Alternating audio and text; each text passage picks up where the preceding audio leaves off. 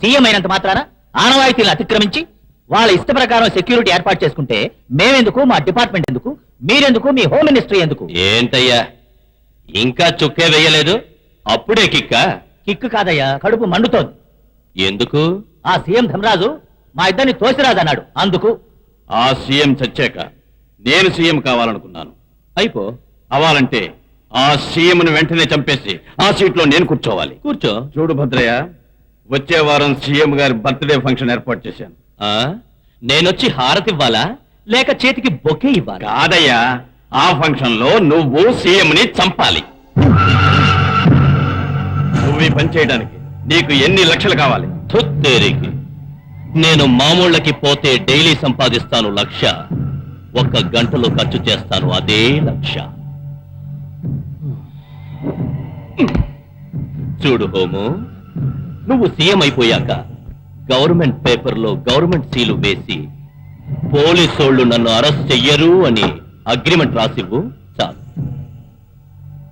ఆ ధర్మరాజుని నే లేపేస్తాను. ఒప్పుకుంటావా?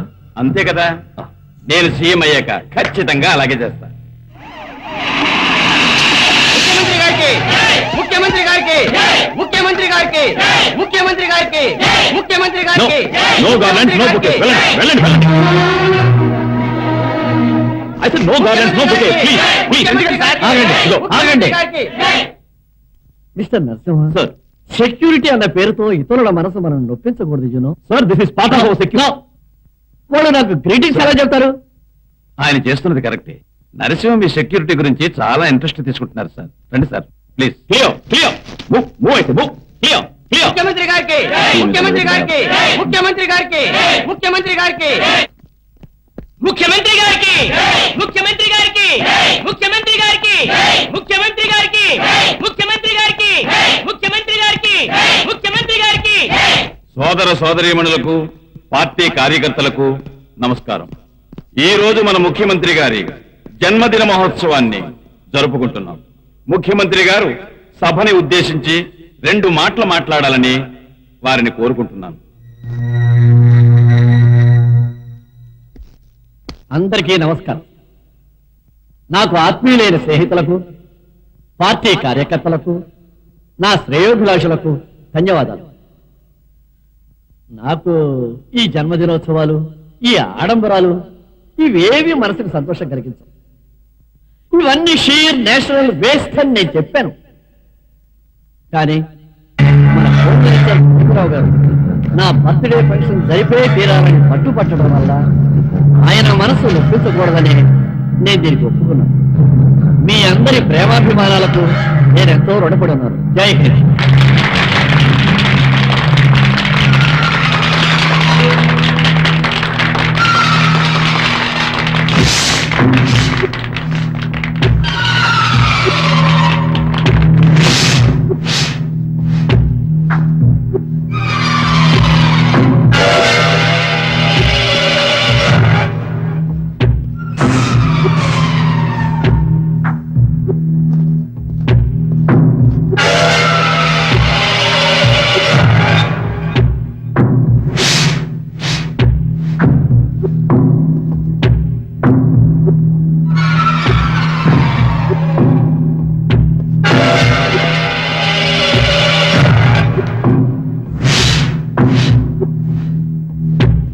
రవిశంకర్, వచ్చిన వాళ్ళందరినీ చెక్ చేశారు. By the by, pagers, cellular phones allow చేయలేదు. ఎలా చేయలేదు సార్. సార్, కానీ ఆ కేక్ మాత్రం చెక్ చేయలేదు సార్. ఎందుకు చెక్ చేయలేదు? అది హోమ్ మినిస్టర్ అరేంజ్ చేశారు సార్, అందుకే చెక్ చేయలేదు సార్.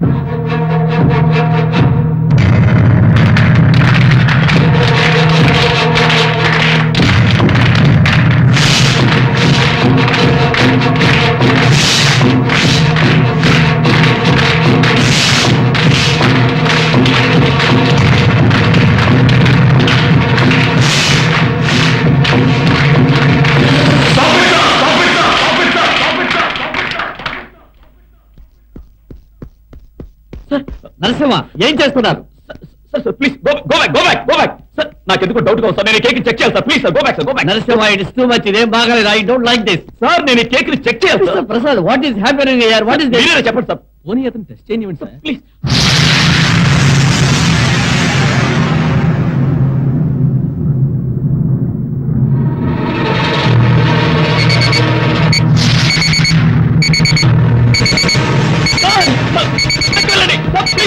ప్లీజ్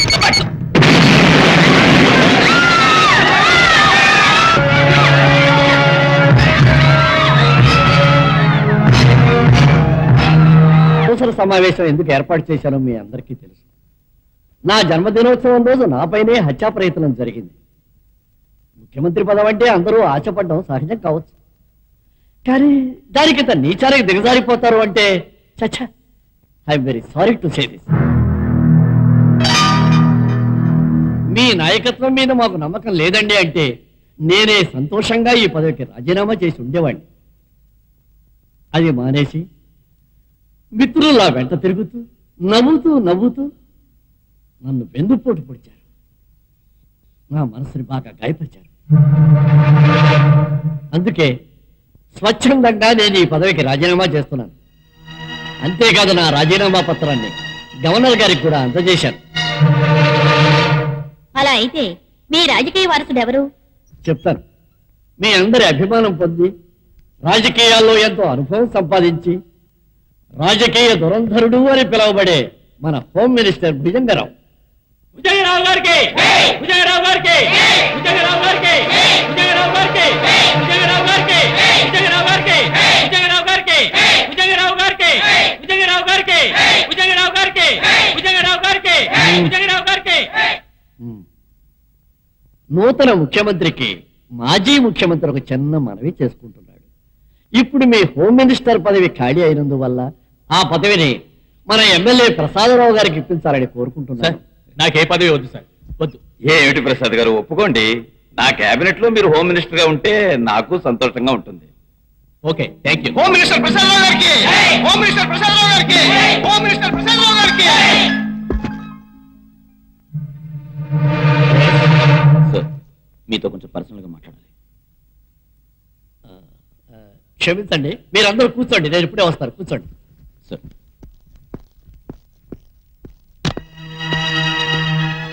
ఏమిటయ్యా? చెప్తాను సార్. సార్ మీ మీద హత్యా ప్రయత్నం చేసిన వాళ్ళని నేను కనిపెట్టాను. మీరు పర్మిషన్ ఇస్తే నాకు తెలుసయ్యా, ఆ భుజంగరావు కమిషనరు. అవునయ్యా, అదంతా మర్చిపో. నీకు తెలియవు ఈ కుళ్ళు రాజకీయాలు. Let us forget it. Mister Narasimha, చూడు, నీ ప్రాణాలుంటే నా ప్రాణాన్ని రక్షించినందుకు నీకు నేను కృతజ్ఞుడిగా ఉంటాను. నా మనసులో నీకు స్థానం ఉంటుంది. కానీ ఇవాటితో నీకు నాకు రుణం తీరిపోయింది. సార్ ఏమంటున్నారు సార్? నా సీఎం పదవికి నేను రాజీనామా చేశాను. సార్ ఎవరిని అడిగి రాజీనామా చేశారు? నా స్వయం నిర్ణయం. It's my own personal decision. Personal decision. Sir hours is a democratic country. Government by the people, for the people, of the people అనే దేశం మంది. సార్ జనం మీకు పవిత్రమైన ఓటేసి ఈ సీఎం అనే పదవినిచ్చారు. You are public property.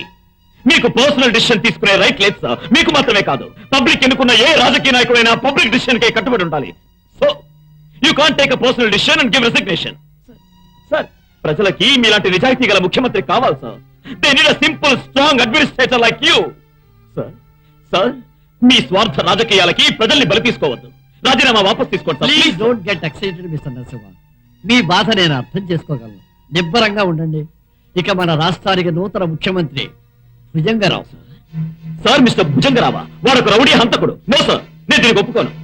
పెంట తినే కుక్కని సింహాసనం మీద కూర్చోబెట్టకండి sir. Please sir, please please. Cool down Narasimha, cool down. కుక్క మనల్ని కరిచింది కదా అని మనం కుక్కని కరవడం మూర్ఖత్వం. ఎవరు మిత్రుల్లా నటిస్తూ మోసం చేసి ఈ పదవి కోసం ప్రయత్నించారో వాళ్ళు ఈ కుర్చీ అమర సింహాసనం కాదు, అంపశయ్య అనే విషయం తెలుసుకోవాలి.